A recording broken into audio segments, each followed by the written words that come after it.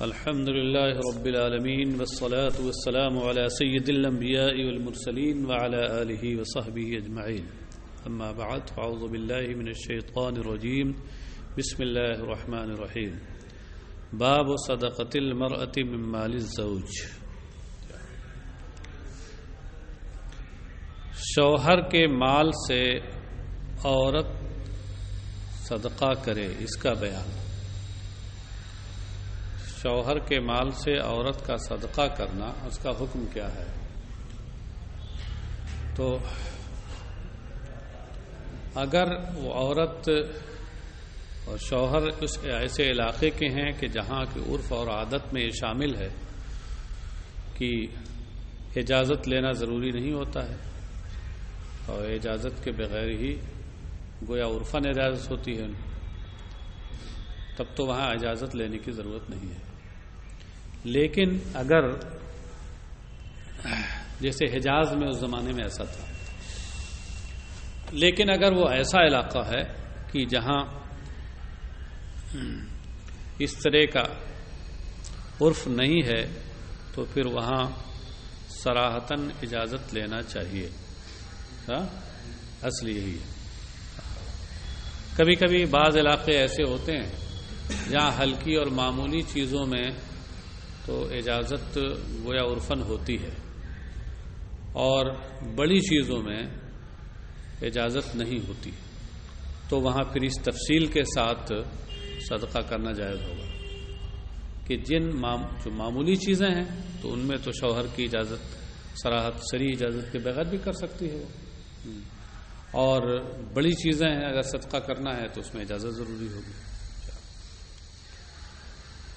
الفصل الاول عن عائشة قالت قال رسول الله صلى الله عليه وسلم اذا انفقت المرأة من طعام بيتها غير مفسدة كان لها اجرها بما انفقت ولزوجها اجره بما كسب وللخازن مثل ذلك لا ينقص بعضهم اجر بعض شيئا. متفق علیہ. ام المومنین حضرت عائشہ صدیقہ رضی اللہ عنہا سے روایت ہے، انہوں نے کہا کہ رسول اللہ صلی اللہ علیہ وسلم نے ارشاد فرمایا کہ جب عورت اپنے گھر کے کھانے میں سے کچھ خرچ کرے یعنی صدقہ کرے، یہاں انفقت کا معنی ہے تصدقت، راہ خدا میں خرچ کرے، صدقہ کرے، جبکہ وہ اس میں بگاڑ پیدا کرنے والی نہ ہو. غیر مفسدتن، افساد کا معنی خرابی پیدا کرنا، بگاڑ پیدا کرنا. مراد یہ ہے کہ اس میں اسراف کرنے والی نہ ہو اور حد سے تجاوز کرنے والی نہ ہو. غیر مفسدتن کا معنی ہے غیر مسرفتن، غیر مبذرتن. تو کان لہا اجروہا، تو اب مطلب کیا ہے؟ کان لہا اجروہا، تو اس کے لیے، اس عورت کے لیے اس کا اجر ہوگا، ثواب ملے گا اسے. اسراف کرنے والی ہو اس کا مطلب نہ ہو، اس کا کیا مطلب ہے؟ اسراف کرنے والی نہ ہو کا مطلب یہ ہے کہ اتنا دے کہ جس سے گھر کا جو کھانا تیار ہوا ہے وہ افراد خانہ تک پہنچ جائے. یہ نہیں کہ مثلا کھانا تیار جتنا ہوا ہے وہ اٹھا کے اس کا اکثر حصہ دے دے کہ لوگوں تک پہنچے ہی نہ. تو گویا ایک طرح سے یہ اسراف اور افساد ہوگا. اور پھر تو کیا ہوگا اس کے بعد میں جب کھانا لوگوں کو نہیں ملے گا، ایک آدھ دن ہو سکتا ہے صابر ہوں، برداشت کر لیں گے. اگر وہ بار بار ایسا کرے گی تو پھر گھر جہنم کا نمونہ بنے گا، ہے نا؟ تو اس کے لیے اس کا اجر و ثواب ہوگا بما انفقت، جو اس نے صدقہ کیا، اس کے صدقہ کرنے کی وجہ سے. بما انفقت ہے بما تصدقت. اور اس کے شوہر کو اس کا اجر و ثواب ملے گا اس کے کمانے کی وجہ سے. کمائی اس کی ہے، محنت اس کی ہے، اس لیے اجر و ثواب اسے بھی ملے گا. وللخازن مثل ذلک، اور خزانچی کو بھی اسی کے مثل ملے گا. لا ينقص بعضهم اجر بعض شیئا، ان میں سے کوئی دوسرے کے اجر و ثواب کو کچھ بھی کم نہ کرے گا. خزانچی کا مطلب یہ ہے کہیں کہیں گھر بہت بڑا ہوتا ہے یا اونچے گھرانے ہوتے ہیں تو وہاں ان کو باضابطہ اس کے لیے خزانچی رکھنا پڑتا ہے. ہاں تو وہاں یہ صورت پیدا ہوگی. اور نہ عام گھروں میں تو یہی ہے کہ بیوی ہے شوہر ہے، بیچ میں کوئی خزانچی نہیں ہوتا. ہاں یا خازن کی صورت یہ سمجھ لیجئے کہ جیسے کہیں کہیں بعض گھروں میں کچھ باورچی لگے ہوتے ہیں کھانا پکاتے ہیں. ہاں خادمائیں ہوتی ہیں وہ کھانا پکاتی ہیں اور بیوی نے پکا پکایا کھانا صدقہ کر دیا تو صدقہ کرنے کا اسے ثواب ملے گا، شوہر کو کمائی کی وجہ سے ثواب ملے گا، اور یہ جو خادم یا خادمہ ہے اس کو پکانے کی وجہ سے ثواب ملے گا، اور کسی کے ثواب میں کچھ کمی نہیں ہوگی. متفق علیہ، یہ حدیث متفق علیہ ہے. چونکہ یہ معاملہ حجاز کا تھا اس لیے اس میں اجازت وغیرہ کی بات نہیں آئی، عرف وہاں تھا ایسا. لیکن آگے بعض حدیثیں ہیں جن میں باضابطہ اجازت کا لفظ آیا ہے. اسے اصل حکم وہی ہے، اور خاص طور سے ان علاقوں پر وہ محمول ہوں گی کہ جہاں بغیر اجازت، جہاں عرفی طور پر بغیر صریح اجازت کے دینے کا رواج نہیں ہے. وعن ابی ہریرہ قال قال رسول اللہ صلی اللہ علیہ وسلم اذا انفقت المرأة من کسب زوجها من غیر امرہ فلها نصف اجرہ. متفق علیہ.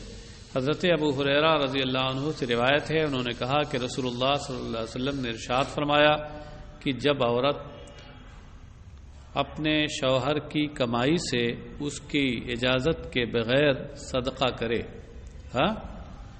تو فَلَهَا نِصْفُ أَجْرِهِ، تو عورت کو اس کا نصف اجر ملے گا. نصف اجر سے مراد یہاں وہ نہیں ہے کہ آدھا اس کو ملے گا آدھا اس کو ملے گا. یہاں نصف اجر سے مراد ہے اجر مشترک. مطلب یہ ہے کہ دونوں اجر میں شریک ہوں گے. شوہر نے کمایا ہے اس لیے وہ اجر میں شریک، اور بیوی نے صدقہ کیا ہے اس لیے وہ اجر میں شریک، تو دونوں اجر میں شریک ہوں گے. اس معنی کر اس کو نصف کہا ہے. بات سمجھے؟ لہذا اس حدیث اور اس سے پہلے والی حدیث میں اب کوئی تعارض نہیں جب نصف اجر ہی کا یہ معنی ہو گیا. ورنہ آپ کہیں کہ اوپر تو یہ ہے کہ لا ينقص بعضهم اجر بعض شیئا، اور یہاں بتا رہے ہیں کہ آدھا اجر ملے گا. وعن ابی موسیٰ الاشعری قال قال رسول اللہ صلی اللہ علیہ وسلم. یاد رکھیے جہاں جہاں بھی نصف اجر آئے گا اس کا معنی یہی ہوگا. عن ابی موسیٰ الاشعری قال قال رسول اللہ صلی اللہ علیہ وسلم الخازن المسلم الامین الذي يعطي ما امر به كاملا موفرا طیبة به نفسه فيدفعه الى الذي امر له به احد المتصدقین. متصدقین یا متصدقین دونوں صحیح ہے. متفق علیہ. حضرت ابو موسیٰ اشعری رضی اللہ عنہ سے روایت ہے، انہوں نے کہا کہ رسول اللہ صلی اللہ علیہ وسلم نے ارشاد فرمایا کہ مسلمان دیانت دار خزانچی، مسلمان دیانت دار خزانچی کہ جو کہ اسے جس کا حکم دیا گیا ہے اسے وہ پورا پورا بے کم و کاست دے. کاملاً پورا پورا، موفراً اس کا معنی بھی وہی ہے، تامن نیچے لکھا ہوا. تو یہاں لفظ بدل دیا تو ہم نے ترجمے میں بھی لفظ بدل دیا. پورا پورا بے کم و کاست، بغیر کچھ کمی کیے ہوئے.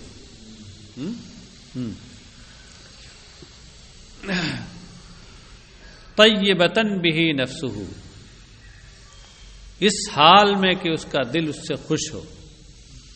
تو اس کو کہہ لیجئے خوش دلی کے ساتھ. ہاں ترجمہ کیا ہوا کہ مسلمان امانت دار یا دیانت دار خزانچی کہ اسے جس چیز کے دینے کا حکم دیا گیا ہے اسے وہ خوش دلی کے ساتھ پورا بے کم و کاست دے.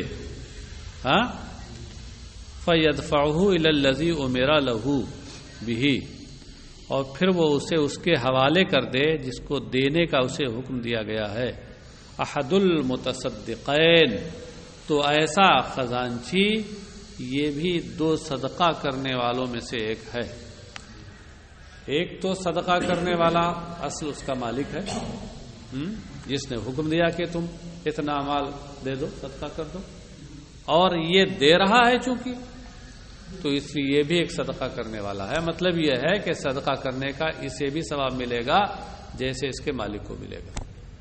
یاد المتصدقین پڑھیے جب تثنیہ کے صیغے کے ساتھ. اور متصدقین کی تشریح اوپر دیکھیے کی ہے. متصدقین دو صدقہ دینے والے کون؟ ایل مالک والخازن والاجر بینہما. اور حضر المتصدقین پڑھیے تو مطلب یہ ہوا کہ یہ بھی ایک صدقہ دینے والا ہے. ہاں یعنی صدقہ دینے کا ثواب اسے بھی ملے گا. یہ بھی پڑھ سکتے ہیں. اسی طرح اگر مطلب کوئی جو ہے بیٹی جو اپنی ماں کی اجازت سے دے باپ کی گھر موجود ہوئی تو بیٹی کو بھی ثواب ملے گا. جتنے لوگ اس میں دیکھیے کسی اعتبار سے معاون اور شریک ہوں گے اللہ کی رحمت سے سب کو حصہ ملے گا. سمجھ گئے؟ اور جب خازن کو مل رہا ہے تو بیٹی اور بیٹے کو کہیں نہیں ملے گا. ہاں اب یہاں دیکھیے کہ اس کے لیے کئی شرطیں کئی وصف بیان کیے گئے. خزانچی کیسا مسلمان ہو، امانت دار ہو، جس چیز کے دینے کا حکم دیا گیا ہے اسے پورا دے، اس میں کمی نہ کرے. ہاں کبھی کبھی ایسا ہوتا ہے نا کہ مالک تو بڑا سخی دل ہے، ہاں کہتا ہے دے دو، اتنا دے دینا. ان کا پیٹ پھٹ رہا ہے، کیسے دے دیں؟ مال اس کا ہے، جس کا مال وہ کہہ رہا دے دو. ہاں اور ان کا پیٹ پھٹا جا رہا ہے، یہ کنجوس ہے تو اس کو دبائے ہوئے ہیں. ہاں یہ بھی عجیب سی بات ہوتی ہے. اور طیبتاً نفسہ بھی کہا کہ خوش دلی سے یہ کام کرے. اگر دیا تو مگر کسی طریقے سے، ہاں خوش دلی نہیں ہے، بد دلی سے دیا تو بھی نہیں ملے گا صدقے والا ثواب. اچھا وہاں تو سب نیت دیکھی جاتی ہے. اچھا صاحب. عن عائشہ قالت ان رجلا قال للنبي صلی اللہ علیہ وسلم ان امی افتلتت نفسها واظنها لو تکلمت تصدقت فهل لها اجر ان تصدقت عنها قال نعم متفق علیہ.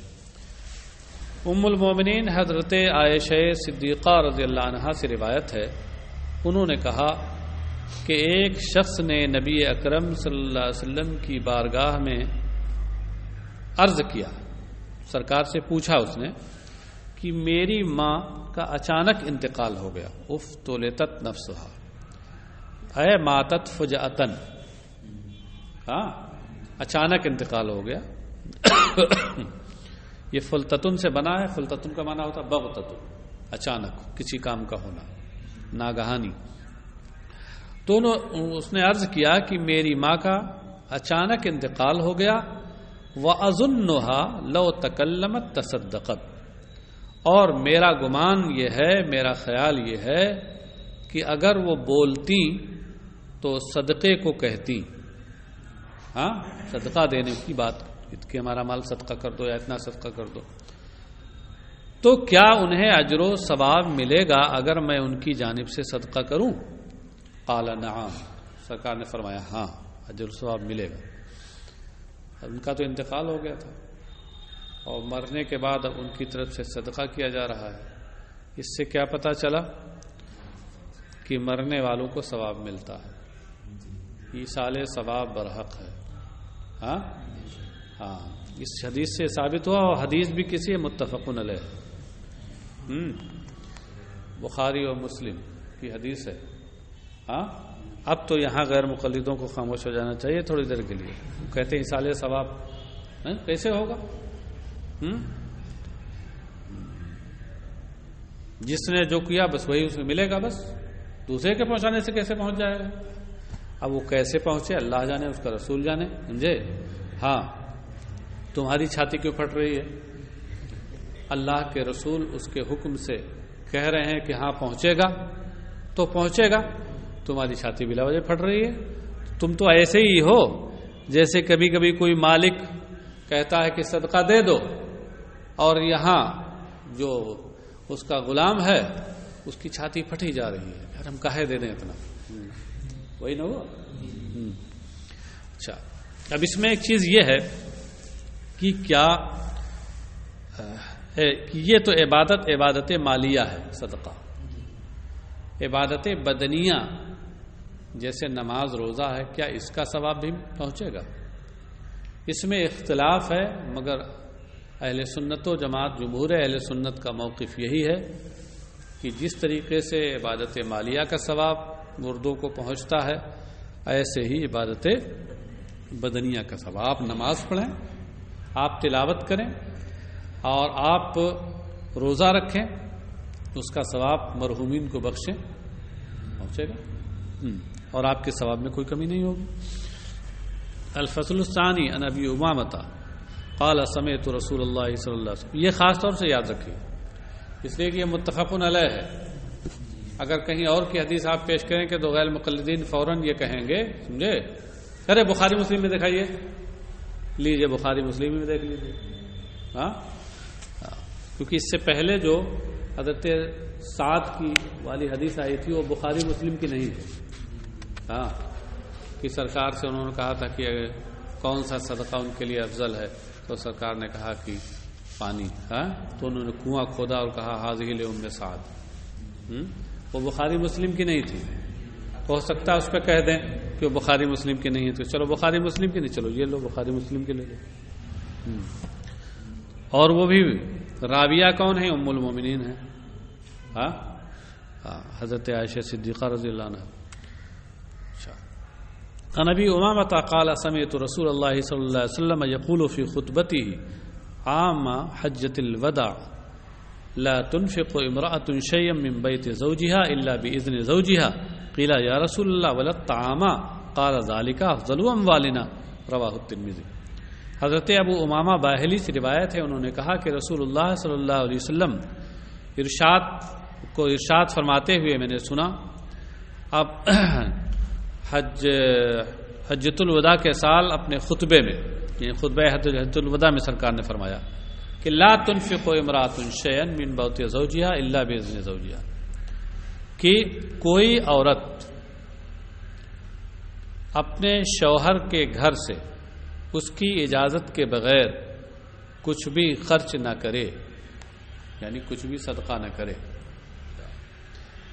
قیل یا رسول اللہ ولا الطعام، عرض کی گئی یا رسول اللہ کھانا بھی نہیں؟ کہا وہ تو ذالک افضل اموالنا، وہ تو ہمارے مالوں میں سب سے بہتر ہے کھانا، اور مالوں کو تو تیار کرو گے تب وہ استعمال کے لائق ہوں گے، اور کھانا تو اسی کو کہتے ہیں جو تیار ہو.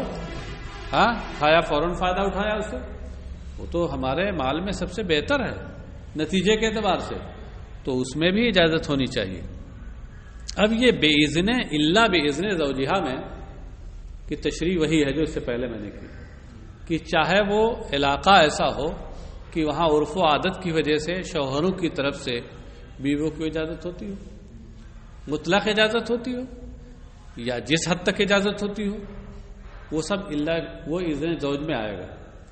اور اگر علاقہ ایسا ہے کہ وہاں اجازت نہیں ہے، ہاں تو ایسی صورت میں پھر صراحتاً اجازت لینے کی ضرورت پڑے گی، اس کے بغیر اس کے لیے جائز نہیں ہے. وعن سعد قال لما بايع رسول الله صلى الله عليه وسلم النساء قالت امرأة جليلة كأنها من نساء مضرة فقالت يا نبي الله إنا كل على آبائنا وأبنائنا وأزواجنا فما يحل لنا من أموالهم قال الرطب تأكلنه وتهدينه رواہ ابو داود۔ حضرت سعد سے روایت ہے، انہوں نے کہا کہ جب رسول اللہ صلی اللہ علیہ وسلم نے عورتوں سے بیعت لی تو ایک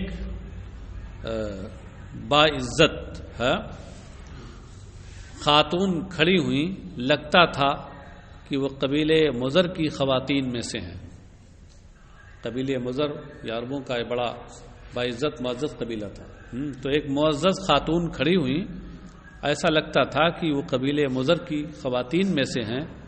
تو انہوں نے عرض کیا، اے اللہ کے نبی، ہم لوگ تو اپنے آبا، اپنے اولاد اور اپنی شوہروں کے اوپر بوجھ ہوتے ہیں، کلن یعنی ان کی کفالت میں ہوتے ہیں، مال ہمارے پاس نہیں ہوتا، عام طور سے ہم ان کے حاجت مند ہوتے ہیں، ان کی کفالت میں ہوتے ہیں۔ کلن اے ثقل و عیال، ہاں فما یحل لنا من اموالہم، تو ان کے مالوں میں سے ہمارے لیے کیا حلال ہے، کتنا حلال ہے؟ قال الرطب تاکلنہ وتہدینہ، سرکار نے فرمایا کہ جو تر و تازہ ہو اس کو تم کھا سکتی ہو اور اس کو ہدیے کے طور پہ دے سکتی ہو۔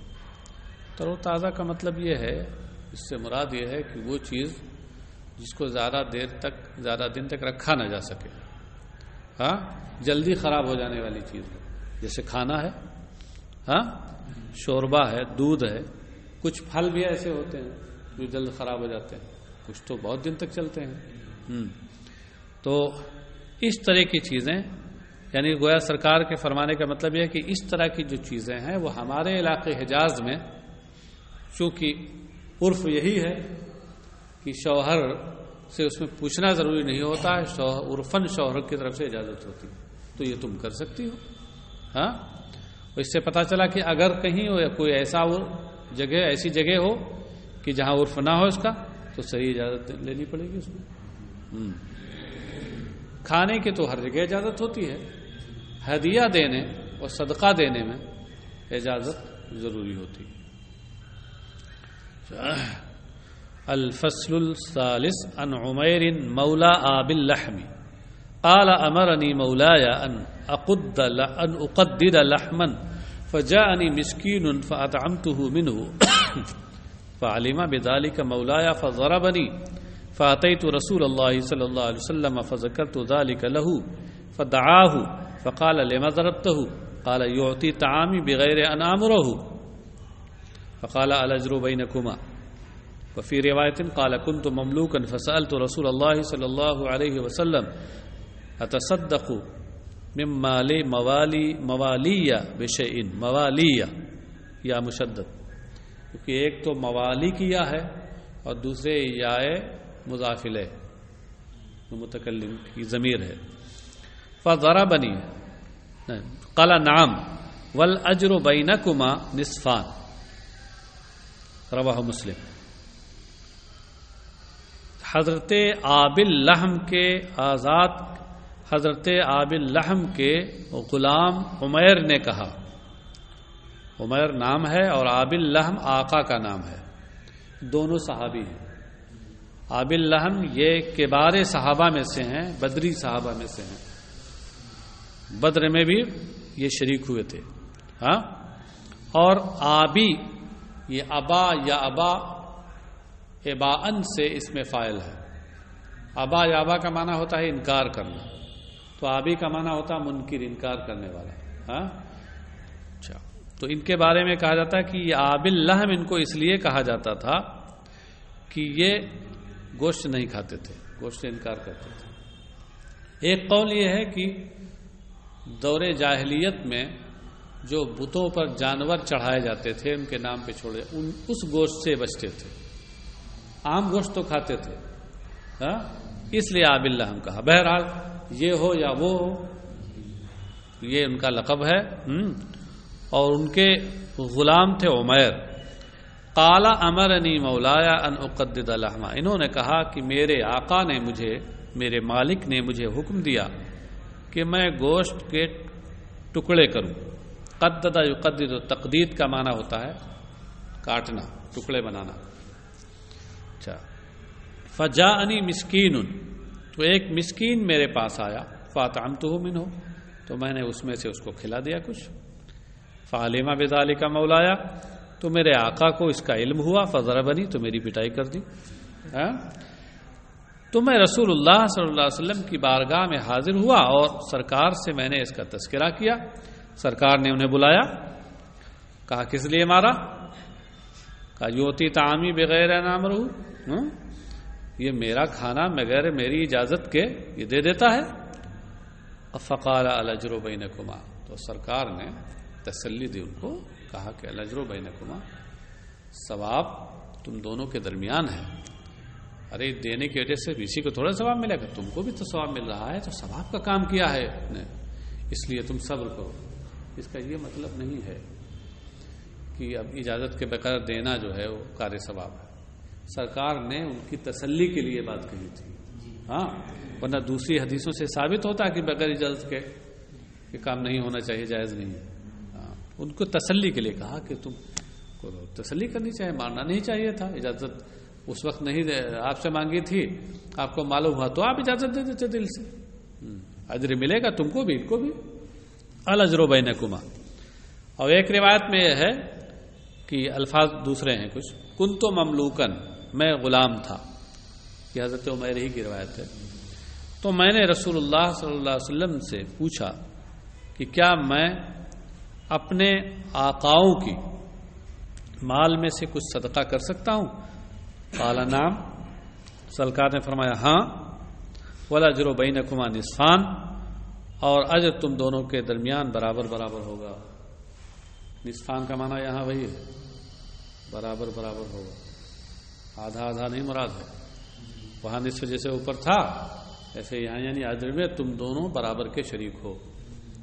ہاں، اور یہ وجہ یہاں یہ جو سرکار نے ہاں کہا ہے، یہ بھی اسی عرف و عادت کی بنیاد پہ، حجاز میں اس کا عرف تھا۔